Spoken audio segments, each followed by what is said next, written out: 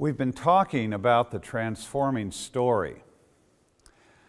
And as we've looked at this story, we've seen that it's a powerful story because it can transform individual lives, it can lift communities out of poverty, and it has the ability to build nations.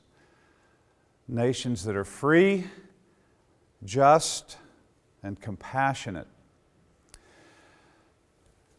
We've been looking at the breadth of this story.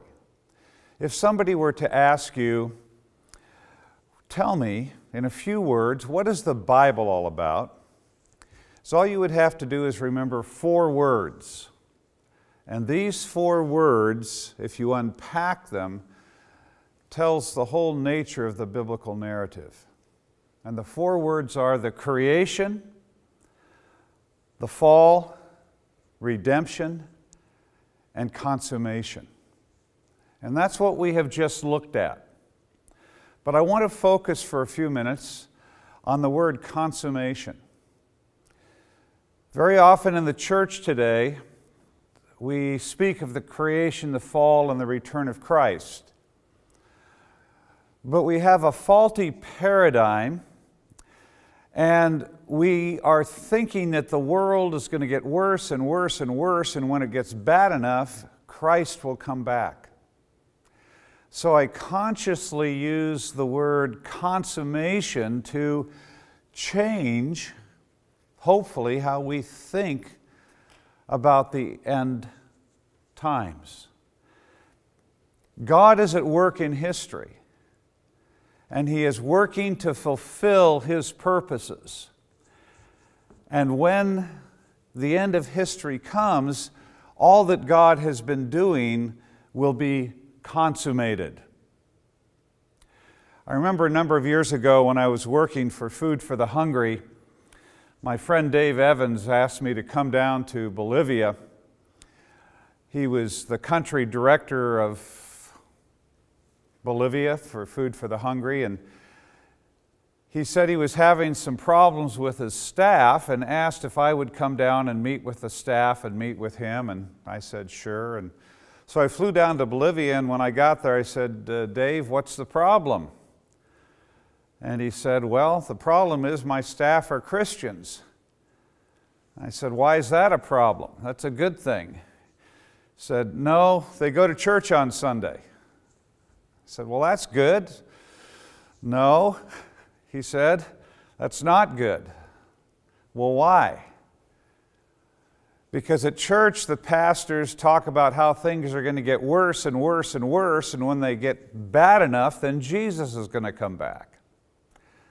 And these same people come to work on Monday to Food for the Hungry, and we send them out into the communities, and what are they supposed to do? They're supposed to help bring improvement to the community. They're there to bring about the development of the community. And many of them are struggling because they wonder if their work on Monday is going to slow down the return of Christ. And he wasn't joking.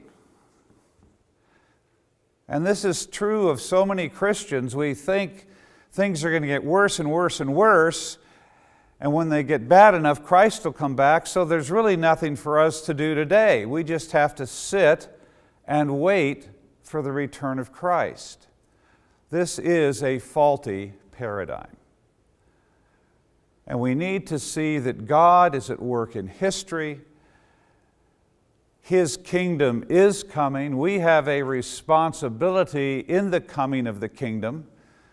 As we saw recently in Matthew 28:18 through 20, it says that we are to disciple nations. God wants to see nations transformed. So God is at work, and we are to be at work.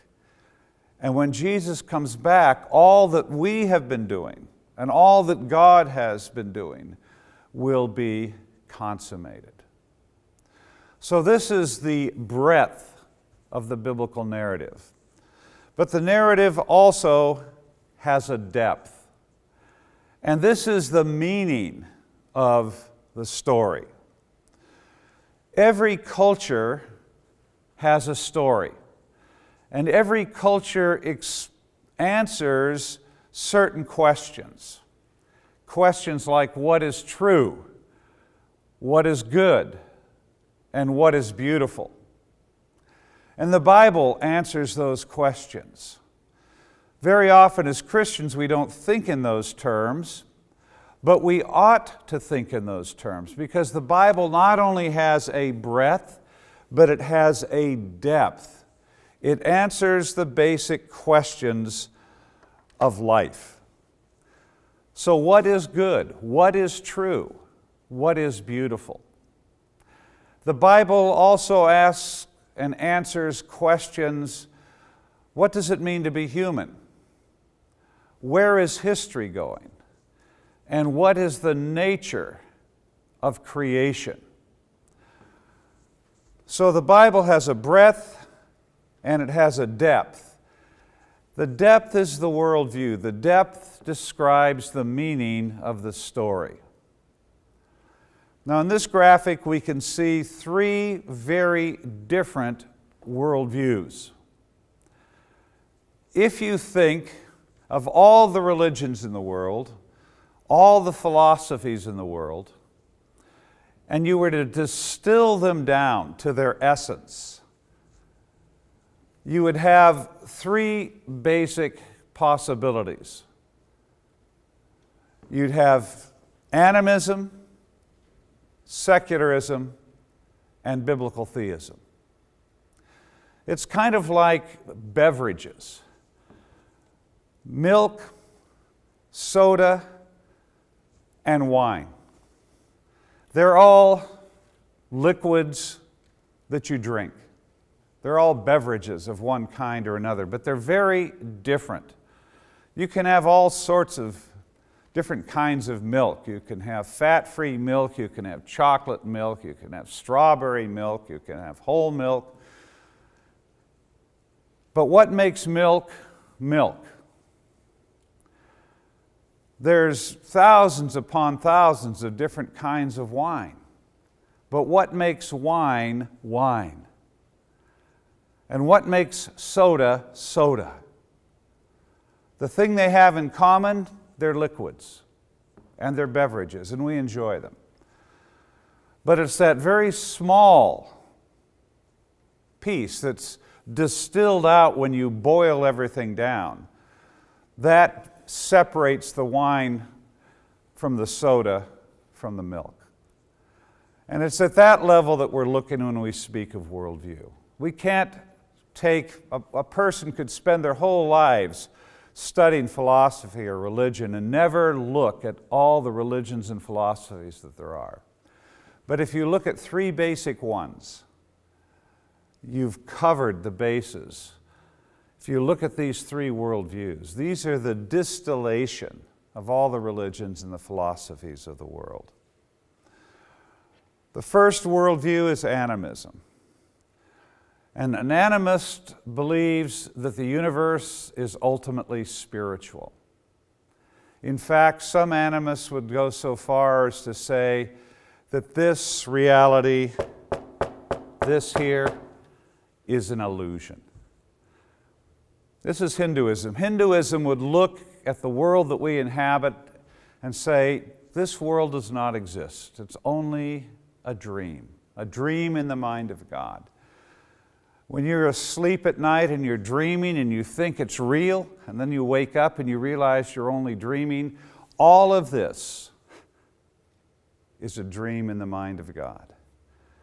What is real is the spiritual realm. The physical realm either doesn't exist or is unimportant. The secularists have a totally different view. They believe there is no spiritual reality. There's no God, there's no angels, no demons. The only thing that is real is nature. And human beings are simply part of nature. We have come about through evolution,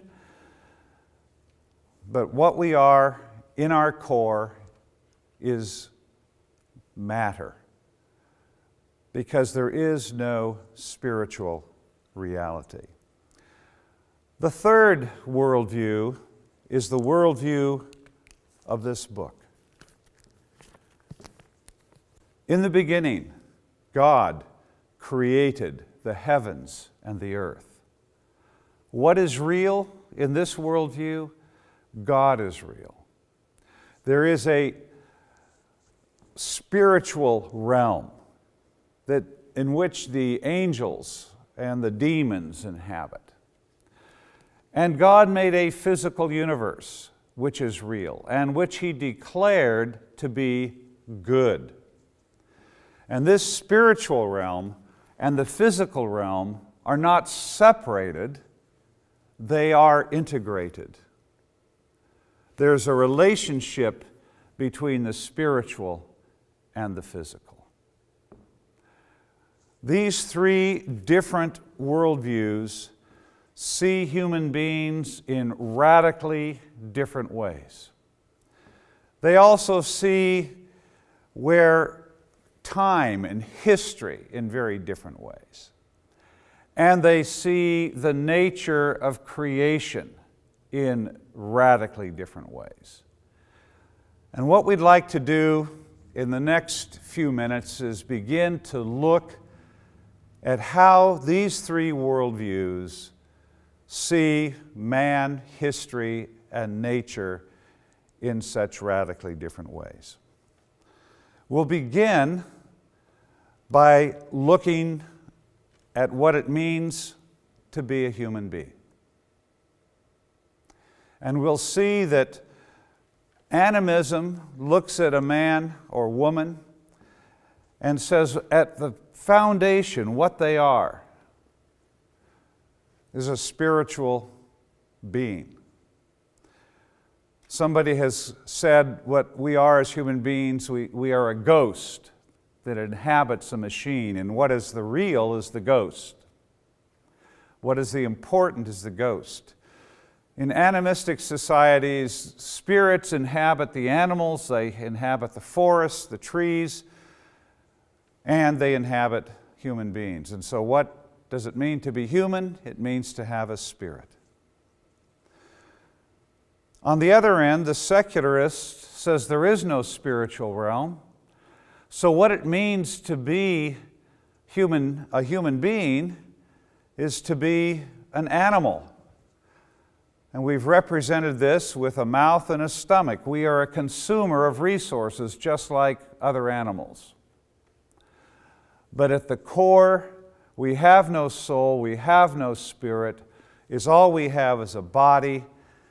And when we die, it's all over. Now what we want to do is look at the biblical concept of what it means to be human.